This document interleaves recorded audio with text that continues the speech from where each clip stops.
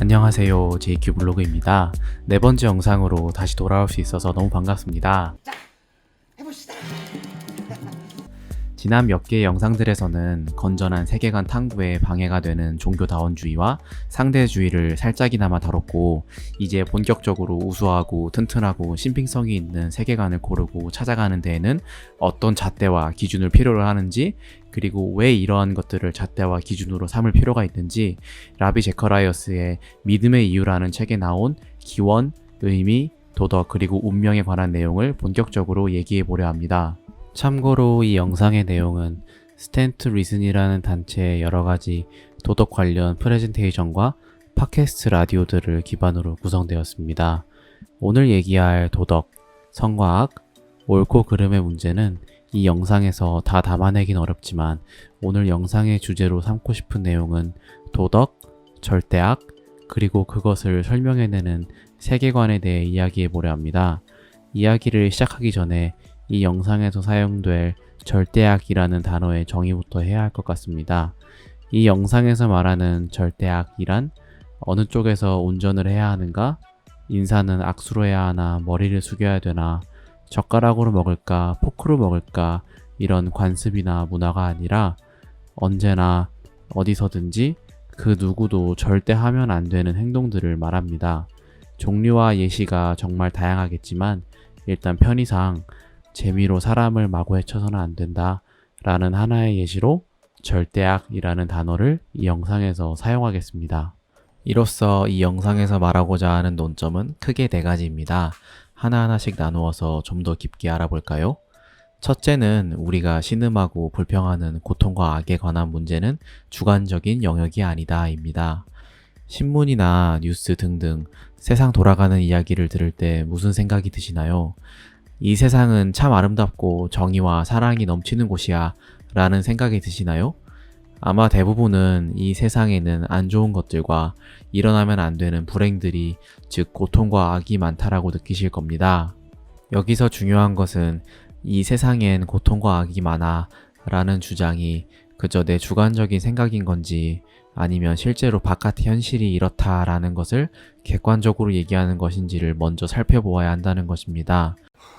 네 세상이 진짜 이래 돌아가면 안 되는 기다. 아? 왜냐하면 그것에 따라 어떠한 관점으로 고통과 악을 바라보아야 할지에 대한 방향을 정해주기 때문입니다. 여기서 말하고 싶은 내용은 고통과 악의 문제가 난 민트 초코맛 아이스크림은 싫어와 같은 한 개인이나 어느 집단이 선호하는 주관적인 취향이 아니라 지구에는 중력이 존재한다 라고 하는 것처럼 한 사람이나 집단이 어떻게 믿고 생각하는지에 상관없이 사람의 주관 밖에서 실존하는 것을 가리켜 우리가 관찰하고 평가 내리는 것이라는 것입니다. 왜냐하면 고통과 악의 문제가 무슨 맛 아이스크림이 좋고 싫고라는 식의 주관적인 취향이라면 그것은 고쳐지고 해결되어야 할 문제의 대상이 아니게 되는 것이기 때문입니다. 다음 내용으로 좀 더 설명해 보겠습니다. 두 번째 포인트는 주관적인 도덕, 즉 개인이나 집단이 어떻게 느끼고 생각하는지로 도덕을 설명하려 하면 많은 역설과 난제에 빠진다입니다. 오로지 주관적인 도덕, 즉 사람이나 집단이 어떻게 느끼는지만으로 선과 악을 설명하려 하면 문제가 되는 이유는 크게 세 가지입니다. 첫째로 어느 행동을 절대악이라 표현할 수 없습니다.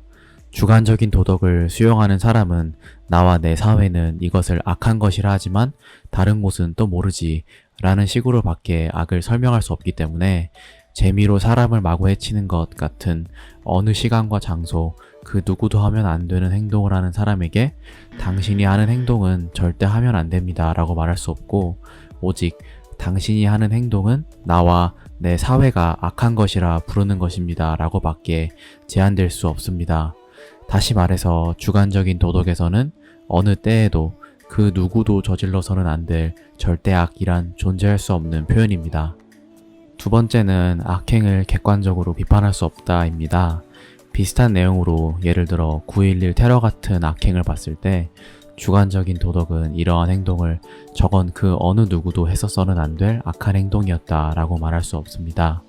주관적인 도덕 안에서는 9.11 테러를 싫어했던 미국과 9.11 테러를 좋아했던 아프가니스탄의 입장 차이, 이의득실의 차이가 있을 뿐이지 객관적으로 그 누가 봐도 일어났으면 안 됐던 절대악은 없었던 것이기 때문입니다. 세 번째로는 세상에 많은 고통과 악이 존재함에 대해 불평할 수 없습니다. 주관적인 도덕은 이 세상에는 객관적으로 고통과 악이 많은 것이 아니라 이 세상에는 내가 불행하다고 여기는 것들과 내가 싫어하는 일들이 많이 일어난다는 입장에 있기 때문에 일어나지 말았어야 했고 일어나면 안 되는 고통과 악이 세상에 많은 게 아니라 나는 싫어하지만 누군가는 좋아할 수도 있는 일들만이 일어난다는 것인데 이 자체만으로도 고통과 악은 우리가 대면하고 해결해야 할 문제가 되는 것이 아니라 사람 간의 이의득실 차이, 느끼는 감정 차이가 되어버리는 것입니다. 그것만으로도 주관적 도덕의 세계관 안에서는 불평하거나 안타까워해야 할 고통과 악의 문제는 사실상 없어지게 되는 것입니다. 왜냐하면 세상과 바깥 현실에 고통과 악이 많은 게 아니라 내 안에서 싫다고 느껴지는 것들이 많은 것이기 때문입니다. 이러한 여러 가지 문제를 인지하고 주관적 도덕의 세계관에서 이러한 결점들을 해결하려 하는 무신론 학자 한 명을 소개하려 합니다. 세 번째 포인트로 더 설명해 보겠습니다. 세 번째는 무신론의 세계관에서는 객관적인 도덕 기준을 기반하기 힘들며 그렇기에 도덕을 설명함에 있어서는 열등한 세계관이다 입니다. 샘 해리스도 그러하듯이 무신론의 세계관은 대체적으로 주관적인 도덕을 가장 많이 받아들이는 세계관입니다. 유명한 뇌신경학자이자 무신론자인 샘 해리스는 이처럼 무신론의 세계관에서 기반하기 힘든 절대 도덕이나 선과 악의 기준의 난제를 인지하고 무신론의 세계관에서 선과 악의 기준의 문제를 풀려고 시도한 여러 사람 중 한 명입니다. 그의 입장은 주관적 도덕이나 무신론이 고통과 악에 대해 할 말이 있고 주관적 도덕의 반경을 넓히면 해결된다고 생각했지만 그의 노력이 커다란 지지를 받지 못하고 왜 주관적인 도덕을 수용하는 무신론은 선과 악을 설명함에 있어서는 열등한 세계관인지 설명해 드리려 합니다. 샘 해리스의 책 신이 절대로 답할 수 없는 몇 가지라는 책과 여러 가지 강의 및 토론 영상에서도 말하듯이 요약하자면 그는 절대 선이란 최대한의 많은 사람이 최대한의 많은 행복을 느낄 수 있는 것이라고 했습니다. 보시다시피 샘 해리스는 사람 혹은 집단이 느끼는 최대의 행복, 즉 주관적인 도덕의 세계관에서 고통과 악의 문제에 대해서 설명하려고 하고 있음을 알 수 있습니다. 저도 최대한의 많은 사람이 최대한의 많은 행복을 느끼는 것이 좋은 것이라고 생각하지만 말하고자 하는 중요한 요점은 무신론의 세계관에서는 왜 이게 선하고 좋은 것인지에 대한 기반을 풀어줄 설명 능력이 크게 두 가지 이유로 많이 떨어진다는 것입니다. 첫째로는 이와 같은 주장은 순환 논리에 심하게 노출되어 있습니다. 왜 이와 같은 주장이 선한 것입니까? 라는 질문에 사람한테 좋은 게 선한 것이니까요 라고 하거나 혹은 올바른 사회여야 사람들이 행복하니까요 라는 말은 맞는 말일 수는 있어도 순환 논리를 지워낼 수 있는 설명은 아닙니다. 두 번째로는 순환 논리 외에도 어떠한 행동이 선하고 악하다 라고 가리키고 지목할 수는 있어도 정말 중요한 왜 그러한 행동들이 선하고 악한 것인지를 기반할 수 없고 무엇보다도 옳은 것을 하는 것은 그 행동이 옳기 때문이다. 틀린 것을 하지 말아야 하는 것은 그 행동이 잘못되었기 때문이다 라고 객관적으로 기반할 수 없습니다. 왜냐하면 샘 해리스의 논리대로 한 사람, 여러 사람에서 최대한의 많은 사람으로 반경을 넓혀서 숫자를 늘려도 결국에 사람이 어떻게 느끼는지에 한계가 있는 이 논리는 근본적인 어떠한 것이 왜 선한 것인지를 설명할 수 없기 때문입니다. 이것은 마치 지구 중력에 대해 설명할 때 중력이 있기 때문에 우리가 그것을 발견하고 왜 어떻게 존재하는지를 설명하기보다 최대한의 많은 사람이 중력이 존재한다고 생각하고 느끼고 믿기 때문에 존재한다 라고 말하는 것이나 마찬가지이기 때문입니다. 이와 같이 주관적인 도덕을 수용하는 무신론의 세계관은 절대악을 왜 하지 말아야 하는지를 설명함에 있어서는 열등한 세계관입니다. 마지막으로 네 번째는 객관적인 도덕을 기반하지 못하는 세계관을 가지고 살아가면 현실에서 많은 문제에 부딪힌다입니다. 만약 들으시는 분께서 그래서 뭐가 문제죠?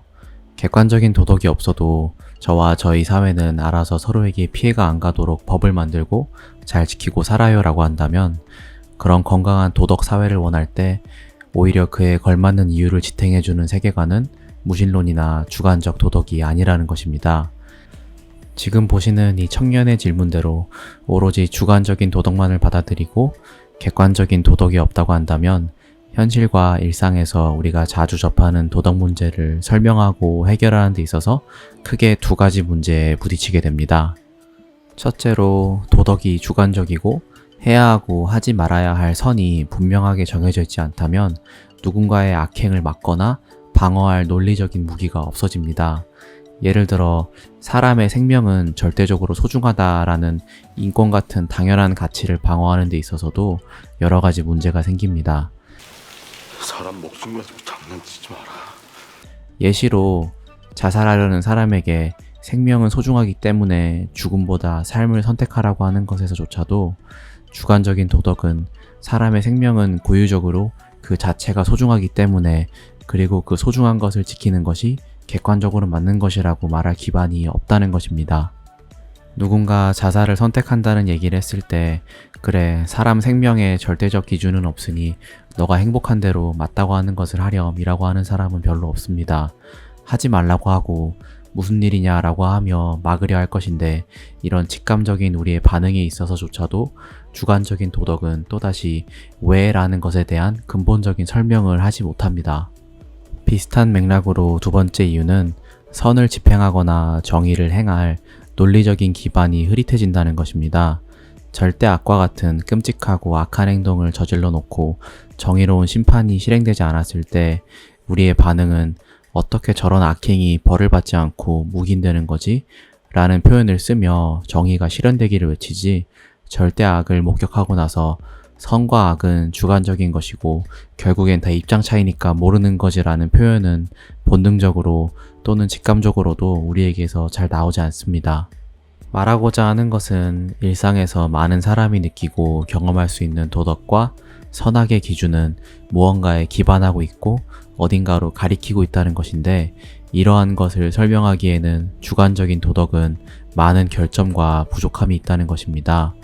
결국 절대적인 건 없으니까 아무도 모르는 거지 라는 식의 주관적 도덕은 우리가 살아가는 현실을 잘 설명해주고 반영해주는 최선의 세계관이 아니라는 것입니다.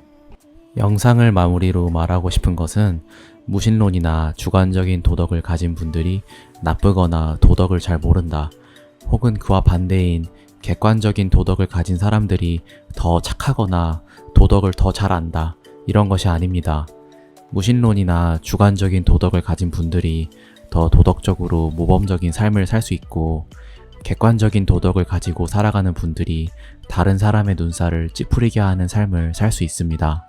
말하고자 하는 요점은, 착하고 나쁜 주관적 도덕론자가 있듯이 착하고 나쁜 객관적 도덕론자가 있겠지만, 선하고 옳은 삶을 살아가는 게 맞는 것이라고 믿는다면 그러한 삶을 살아야 하는 이유와 기반을 제시해 줄 수 있는 세계관은 무신론적 그리고 주관적인 도덕이 아니라는 것입니다. 혹시 오로지 주관적인 도덕만을 받아들이고 살아가고 계셨다면 이번 기회에 그 세계관의 결함과 한계에 대해서 다시 한번 생각해 볼 수 있는 기회가 생기신다면 좋겠습니다. 다음 영상에서 또 찾아뵙겠습니다. 기대해 주세요. 감사합니다.